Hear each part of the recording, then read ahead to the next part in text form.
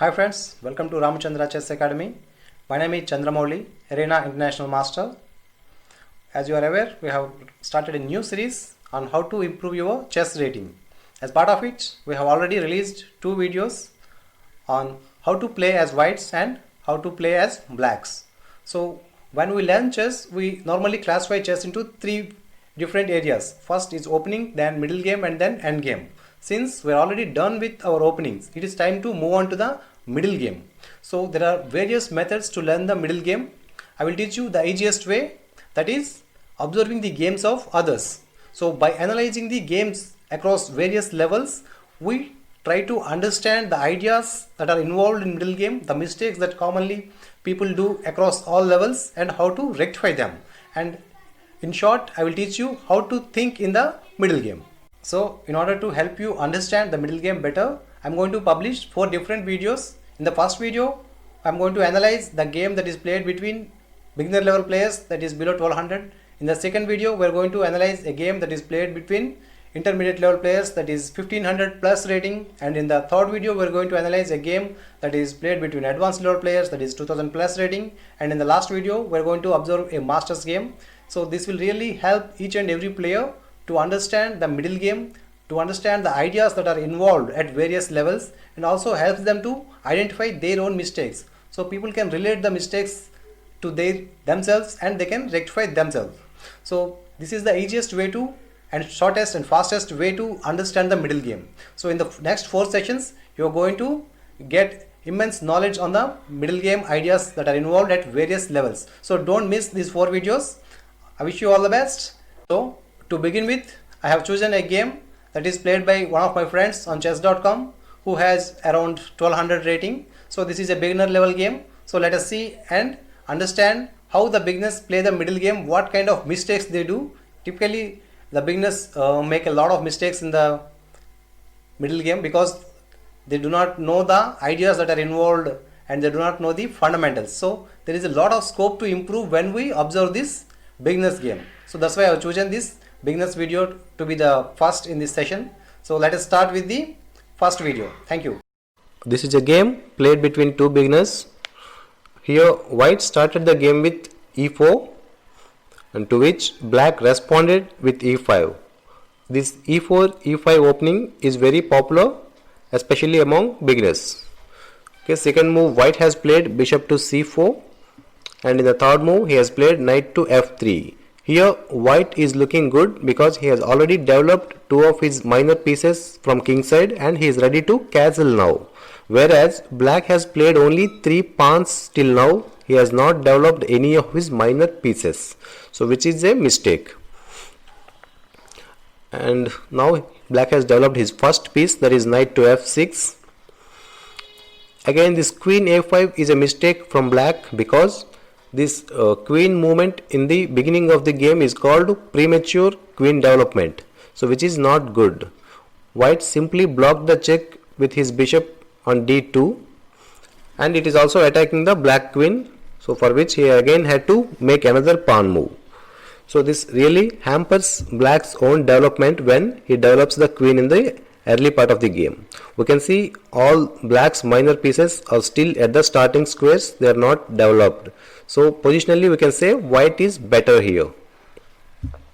Black has made another pawn move and he already has his e5 pawn hanging. The e5 pawn doesn't have any support. But white didn't see it and didn't capture. He missed the opportunity to capture the center pawn. So whenever you get an opportunity to capture the center pawn, you shouldn't miss it because center pawns are normally stronger than the side pawns. White has played pawn a3, but this move has no purpose here because we cannot capture the black's pawn on b4 by moving this pawn, because if we move the pawn, the black queen will capture our rook. So our white pawn, the pawn on a3 is under pin actually, so we cannot move it. So there is no point in attacking the b4 pawn. Here white has tried to attack the f7 square, which is good actually, because the f7 square we can see is looking weak. It has only protected by the king, no other piece is protecting it. So black has rightly blocked the bishop diagonal by playing d5, and he's protecting, and he saved the f7 square. So here when we capture the d5 pawn with our pawn, we got a passed pawn actually, but black has played bishop d3. It is again a bishop d6, sorry, it is again a good move, because whenever you see passed pawns, that means the pawns which are not obstructed by any of your opponent pawns, you need to defend them with your minor pieces. Here white has played queen e2, which is bad because we already have the bishop on a6. The black's bishop on a6 is already attacking the diagonal, so it is not good to bring our queen into the same diagonal as our opponent's bishop. So black is testing white here by pushing the e4 pawn. We need to capture the pawn with our knight, but here white has captured the pawn with the pawn on d3, because the d3 pawn under pin, it should not be moved. If we move the pawn, we are simply going to lose the queen. So white has made that mistake of capturing the pawn with d3 pawn, and we lost the queen. Normally beginners have this tendency of missing the moves of pinned pieces or pawns, for which they need to do a lot of puzzles actually, which will improve their overall insight on these fundamental concepts. Okay, here black has played the bishop to h5.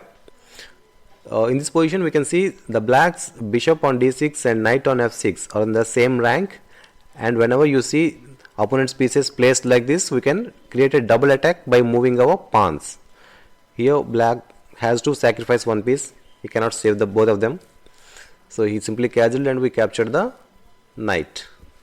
So this is another mistake by black. He simply blocked his bishop's diagonal. If white plays g4, the bishop cannot retreat, so it has no square to move. So but white did not see that move, he simply played the knight to e4. Here I can say white's position is not completely lost. He is still in the game, though he is a queen down. He can make use of the opponent's mistakes anytime and he can change the game.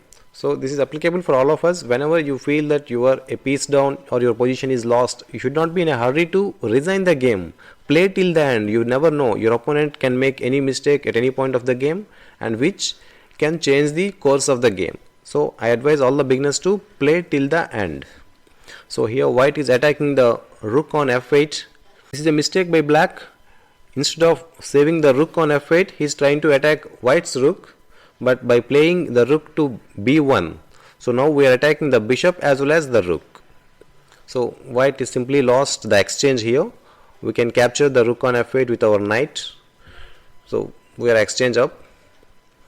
Oh, actually this is a blunder by black. I don't know, maybe since this is an online game, maybe because of the mouse mistake, he did not capture the knight. He simply moved the rook to b8.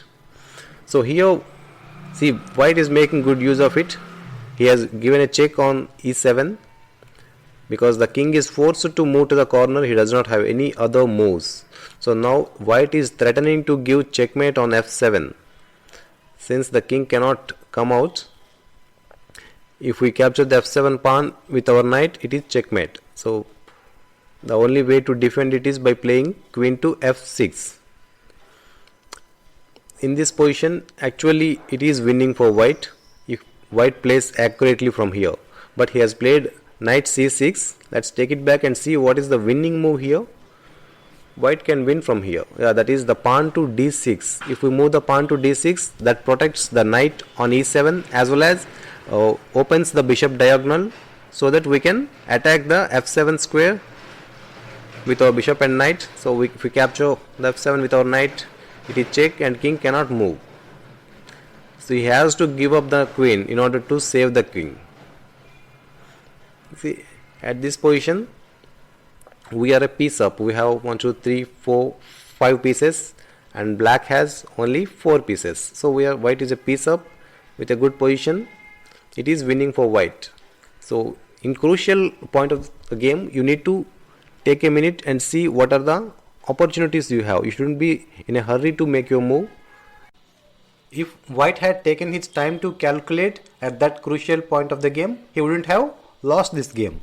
So it is important to take a pause at complex positions and calculate all the possible variations. So again it is white's mistake to capture the pawn on a7, because we can see so much happening in the middle of the board, and the black's king is on this side of the board and we are directing our pieces to other side. So it is not a good idea. So it is advisable to keep our pieces towards the center, instead of moving them towards the edge of the board. So hunting the pawns at crucial moment is not a good idea. So again here we are exchanging the pieces. It is not good for white to exchange the pieces because we are already a piece down. So whenever you are a piece down, you should not try to exchange. Okay, this is again an invisible move. When white has attacked this f7 pawn, black didn't do anything to protect the pawn, but he simply moved this g6 pawn forward. So indirectly this bishop is protecting this f7 pawn. White did not notice it. So he captured the pawn and lost the rook. From here, black's game plan is simple. He will just try to exchange all the pieces, so that once all the pieces are exchanged, he will have his queen left against our knight. And the game plan for white would be, he will try not to exchange the pieces and he is going to play for a draw. And he has a little hope because black's king is cornered. So white can try to restrict the king towards the edge of the board and then look for a checkmate opportunity. Okay, but here white has made a mistake by moving the rook to e7, because he can capture the rook with his knight. So once the rook is gone, black's last hope is also gone.